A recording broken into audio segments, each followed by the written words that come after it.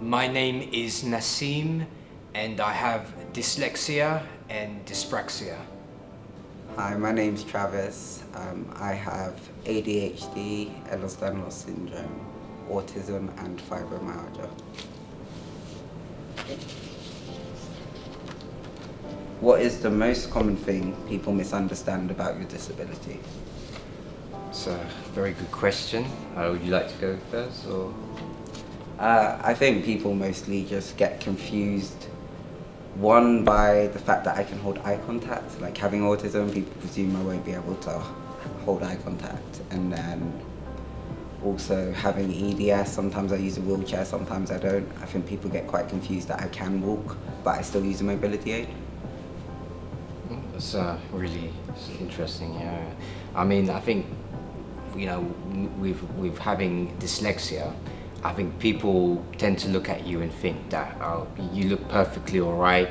There's nothing really wrong with you, but then like it's all hidden.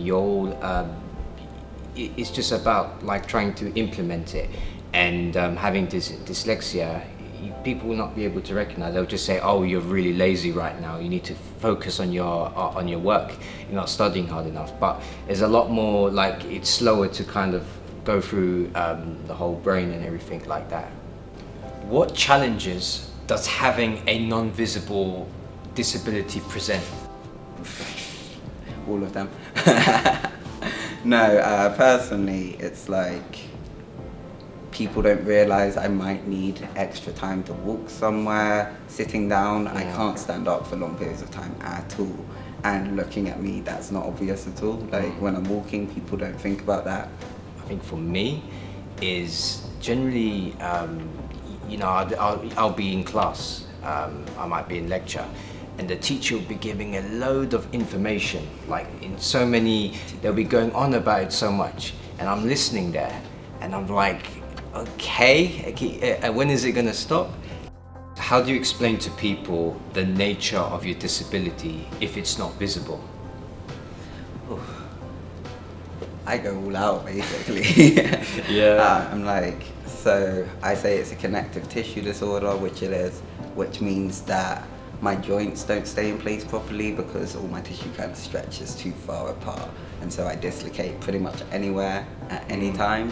So some days I wake up 2 dislocated hips. That's usually a wheelchair day because it's like, even if I get them back in, it's so painful to try to stand on them afterwards that it's like, might as well use mobility scooter or wheelchair.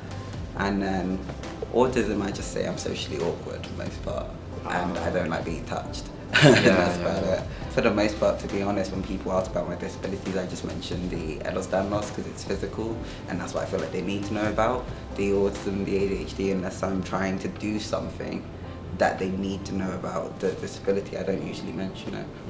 I guess I just say to people, when I have to, I just say, yes, I've got dyslexia, and I think the majority of people, they would know, they would understand what it is, because it is kind of common, but people wouldn't know what is actually involved with the whole dyslexia. So people would just be like, oh, okay, yeah, sure. But they wouldn't actually care so much. They'd just be like, yeah, oh, it's just a normal thing, you know. Oh, everybody, I probably have dyslexia, so that's probably what they would say.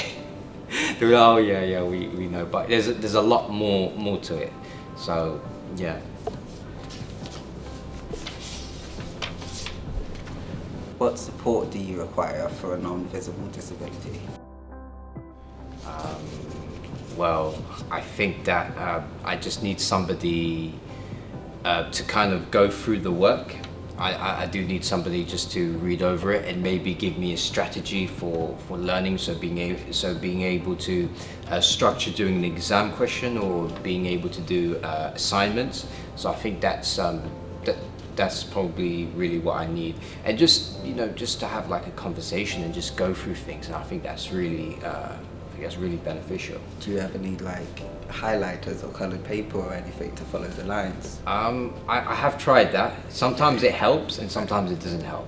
Depends on the day, but I guess like usually I use a mobility scooter if I'm going far, so usually I need access to places like a ramp, to know what route I'm taking, find out like if on the tube, for example, wheelchair access on the tube.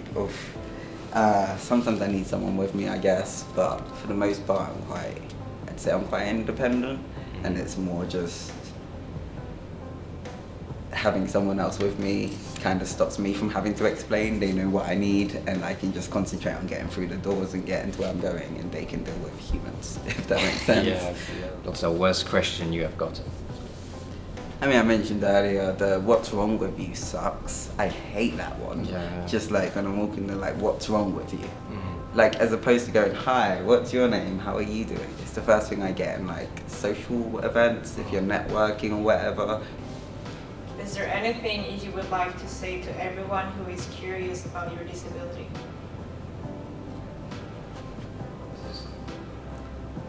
Just ask questions, I'd say, to be honest. If you meet someone with EDS, ADHD, autism, just ask them about it if you're worried. But to be honest, I would like them to know there's still a person here. My disability isn't the only thing about me. I think there's more interesting things about me, to be honest, than my disability.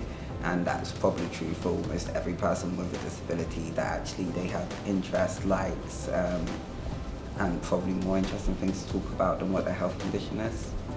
You know, like kind of what you said, really, just like ask questions. Be a bit more understanding. Don't be afraid to ask, you know, as long as it's polite and everything like that. So yeah, just be kind and considerate, and just know that you might have friends, or you might know somebody, you may feel that they could have a problem, and just be there to support, be there to help, and just ask questions. I think that's the most important thing, and you'd really go a long way.